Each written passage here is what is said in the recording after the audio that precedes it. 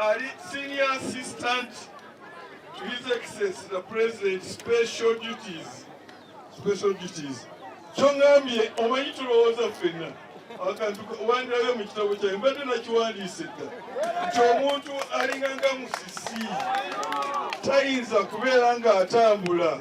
Abantu bonna bamwogeddeko, ndi wano ndi minisita ono special assistant alagizo alinaga omuntu nga bw'osabye oyo akwatibwe BPC mukunanga emisango gyonna atwaliwe kati musibire wadi twagala agendere kukabangali.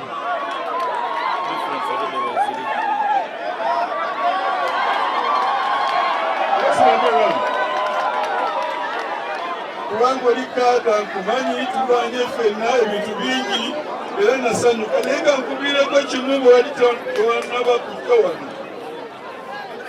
Mugambi wano nakabaawo emirundi ebiri. Waliwo awala we nalyo ogwasooka. We nalyo ogwasookayo ssebo you can sit. Nasanga abatuuze babakubakuba. Nasanga abantu babakuba tiyagaasi. Era Deputy RDC mu kiseera ekyo bali anyanjwa eri abantu. N'agamba twebaza President Museveni yatuwa omusajja alina doctorate alina kiki ebyama. Bwe nayimuka namugamba nti musajja gwe byogedde sibyagala. Sazze wano kuwaanibwa nazze kukola mirimu gya President. Era njagala omuntu aŋŋambye nti omusajja oyo yakoze emirimu gya President sigamba nti olw'okuba alina doctorate oba alina degree bweziti. Era nava wali ng'andagidde DPC yeeyimirire mu bantu abeenenyereze era yeenenya. Nalagira abantu abali mu makomero bateebwe era nenawulidde nti waliwo abakyaliyo babiri oba basatu naye nalagira nti bateebwe era nendagira abantu bonna kye baali bakoze abo abaali bakubidwa mujjukira babaleetaawo. Nendagira nti bonna badibweyo ku ttaka ku bibanja byabwe era abamu baŋŋamba nti bannange jangu ono n'ente bampa ente 8 wano naye sizinonanga. Simanyi obanzikirizibwa n'olwekyo sizinonanga naye ssebo nagenda nensisikala ne mwami Mululi Mukasa gwe manyi nti iza neudahia ne mugamba nvudde Nakasongola naye Nakasongola teri leadership. Namugamba nti Nakasongola wateeka okubaawo enkyukakyuka mu leadership. Era after a short time abala bonna babakyusa ne mpulira nti sale kambaze wano. Sebo wajja wano olina omulimu gw'amaanyi you have dressed kubanga nasanga eri ng'abantu bagamba nti yero tabakyajambala. Bambuulira ennaku yabaki Fiona, you were not there at that time. Abantu bano bambulira ennaku y'abaluuli okusooka bali baganye n'okwogera Oluganda ne translation gyatufuje luli bagigamba ne bambuulira ennaku ti Abaganda bajja wano ne babagoba mukama waabwe munnaabwe mukwano gwe abayolika guno ate nawo babagoba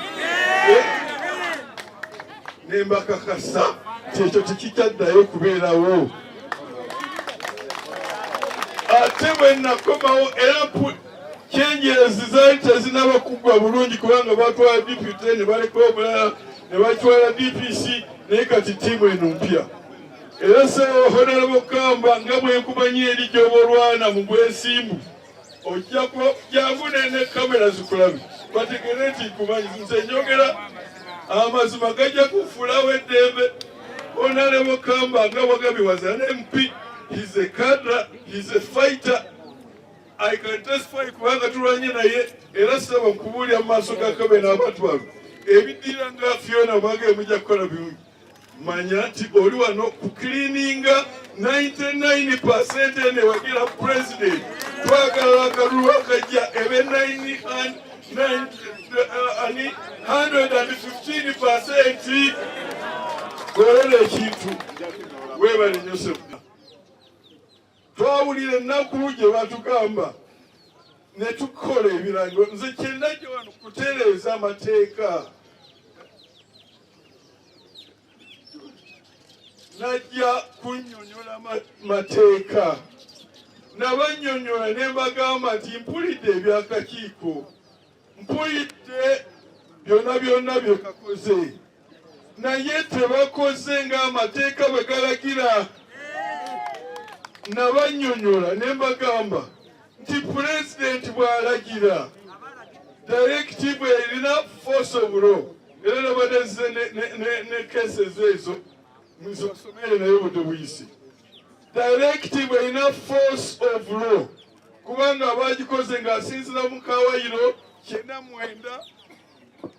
9-9 1, 2 and 3 kamuwa obuyinza obwo bwawa directive eyo gwagifunye olina okugikola ng'amateeka bwe galagira tokola nga bw'oyagala nabagamba nga nkootinga section 59 subsection 1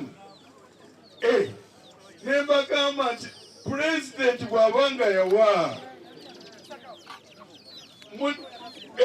mukola era ekiriwo ekya local land committee akakiiko akamu ak'ekyalo kubanga pulezidenti eby'ettaka yabijjayo eri mu Uganda Land Commission n'ebyeta mu district mwaba local committee land committee mumanyi baani abali ku kyalo okwo n'olwekyo akakiiko ako ke kalina okugamba nti ono musoke wano wawe ava wano akoma wano ne bakijjuza ku lupapula ne bassaako akafaananyi ke ne bassaako nangamuntu mwena ne basayininga bonna nti wano musoke waali eyo gye batwala ku district land board n'ekiyisa oyo n'afunawo n'atwala ekyapa temujja kumala gafuna nti wano wange zino sheya zange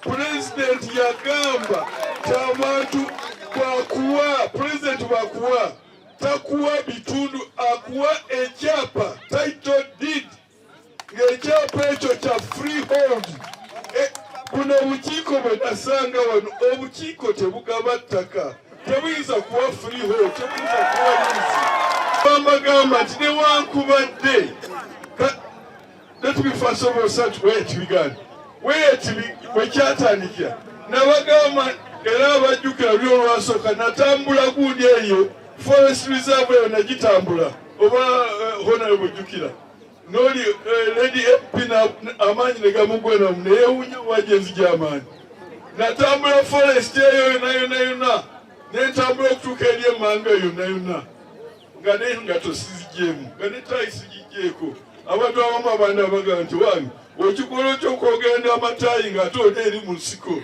nenze nkisobola kulwa abantu kaakati nabagamba ekisooka ekyali forest reserve n'olwekyo MP mujja kwekolamu omulimu mugende muse ekiteeso mu palimenti kibe degazetted kubanga temuzakiraku ekyo bwe kinaagwa kati olwo ejja kuba ng'efuuse public land kati nga public land mukole process nga bwe ziri mu land act egamba 59(1)A land district land board teyina buyinza buwa ttaka nga kuliko abantu oba authority oba bwe kubaako forest authority teriwa bwe kubaako abantu teriwa kakati bwe kiba nga kati ni gazetted n'olwekyo that authority eba evuddewo kuba kusigaddeko kibantu kati waliwo eyo area land committee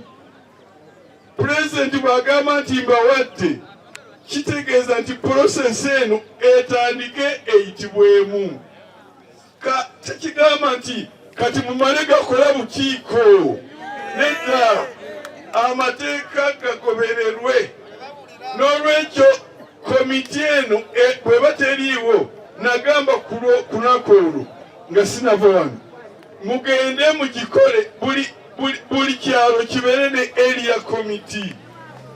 committee waliwo foomu eziva mu district land board bazijjuze nga bagenda nga batambula buli kyalo wano oba olina ekintu ika 200 oba ika 10 bano bonna bakajjuzaamu n'egenda eri.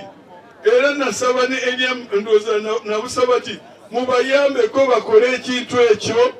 Buli muntu yenna bw'anaaba amaze, then district land board ejja kutuula buli muntu yenna gwe bataddeko afune ekyapa ekya freehold. Ebo president byawa w'ekitundu ekyereere ekyo omuntu omulala yenna ayinza okukisaba, kubanga board olwo district board eba erina obuyinza okuwa ettaka nga teririko muntu oba teriko authority. Authority ya area force eba evuddewo with the gazette. Kati abantu bonna nga bamaze okufuna ebyapa byabwe ebya freehold, president yagaana Munnayuganda okufuna liizi ku nsi ye. Kyava alagira mu article 237 article 5 ky'omuntu yenna Munnayuganda alina liizi tujja kusaawa etteeka afune freehold. Toyinza kuŋŋamba nti gwe olina liizi ya myaka 49 bwe ginaggwako naafuna ki? Ku ttaka lyange nze nga Munnayuganda ompeeko liizi. N'olwekyo ebyapa bye balina okubawa bya freehold, obeera obwannannyini bwakyo emirembe n'emirembe. Abaana bano bakisanga, n'abakikumi ne bakisanga, n'abaana bakisanga. Neera.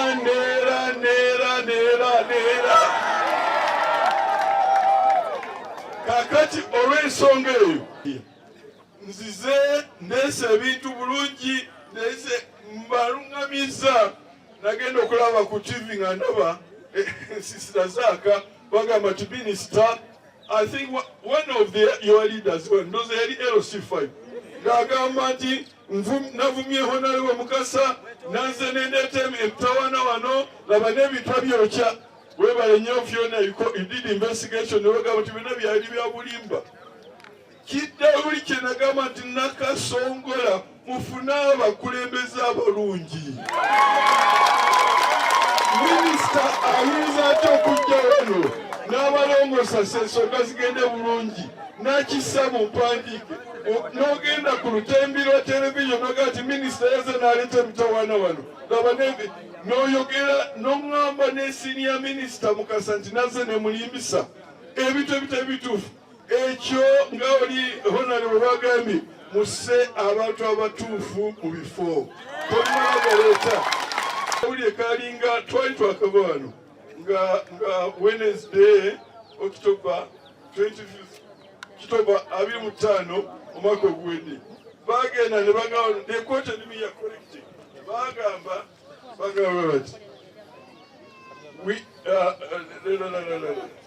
when he contacted yesterday, Minister Mayanja said that district officials in Nakasongola set up a committee that was going against the original intention of the presidential directive. I directed the disbandment of this particular committee. Mu Luganda kigamba nti abamawulire bano bwe banneebuuzaako oba najja wano n'entaataganya embeera wano nabagamba ekituufu kubanga nze ndi w'amazima ganfuula wa ddembe. Nabagamba nti najja wano ne ŋŋamba nti district yassaawo ka komiti akagenda ne kakola ebintu ebyayawukana n'ebyo pulezidenti byalagira. Era nalagira akakiiko ako bakajjewo. Era ng'asuubira nti General Isoke banaamala investigation era yaŋŋamba yafuna ne interview ne Honorable Mululi Mukasa n'abalala. Era nsuubira nti bwe tunaddayo ensonga ezo zijja kwegatta ku eyo special assistant byayogedde. Akakiiko kadde wano nakyogera clearly directive ya president nagisoma wano nagisoma nengivuunula mu Luganda ne mbagamba nti ino directive enegamba abo abatuddewo